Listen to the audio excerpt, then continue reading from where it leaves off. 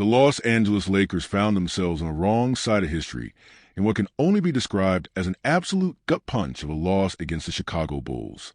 It was a night that began with promise, had moments of brilliance, but ultimately unraveled in catastrophic fashion. The game had everything.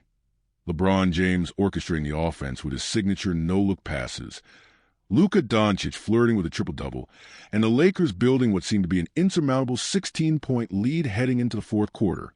And yet, in a league where no lead is safe, they found themselves victims of one of the most improbable finishes in recent memory. With just 12 seconds left on the clock, the Lakers led by 5.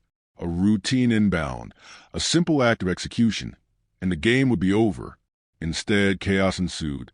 The Bulls swung the ball to Patrick Williams, who drilled a 3, cutting the deficit to 2. LeBron then made an ill-advised gamble, a theme throughout the night, resulting in a disastrous turnover. Josh Giddey, always in the right place at the right time, stole the inbound and kicked it to a wide-open Kobe White, who buried another 3, turning what should have been a secure Lakers victory into a 1-point deficit in a matter of seconds. The Lakers scrambled. Austin Reeves delivered a clutch go-ahead basket. But without a timeout, the Bulls had one last shot. And what happened next will be etched in Chicago Bulls history. Giddey took the inbounds pass, heaved a desperate prayer from beyond half court, and banked it in at the buzzer. Bedlam in Chicago. Devastation in Los Angeles. The final sequence was a perfect storm of defensive lapses, poor decision-making, and a failure to execute in the game's biggest moments.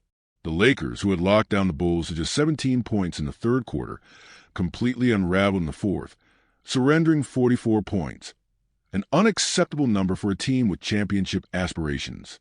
And at the heart of it all was LeBron James. For all LeBron's accolades, for all of his experience, this was a game where he simply did not rise to the occasion.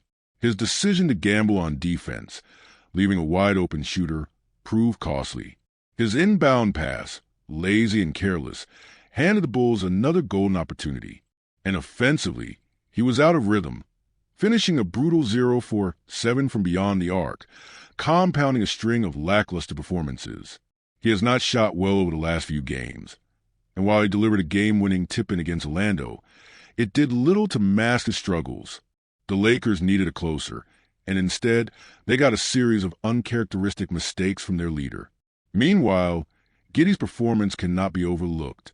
Not only did he register a triple-double, but he also took on the challenge of guarding LeBron and made life difficult for him all night. It was a performance reminiscent of his previous near-quadruple-double against the Lakers, reinforcing the notion that he relishes these matchups. And yet, it was his final act, a miraculous heave from beyond half court. That will be remembered forever. The Lakers supporting cast also has to answer for this loss. Every starter finished with negative plus-minus, while the bench, led by the energetic Jared Vanderbilt, was in the positive. The defensive breakdowns, the unnecessary fouls, the turnovers, this was a collective failure. Dorian Finney-Smith getting frustrated and shoving a player after not getting a call, a costly foul. Godwin retaliating after being pushed, another unnecessary foul. The Lakers' composure crumbled in real time, and the Bulls took full advantage. Perhaps the most frustrating part of this loss is that the Lakers had control. They had the game in hand. They had a commanding lead.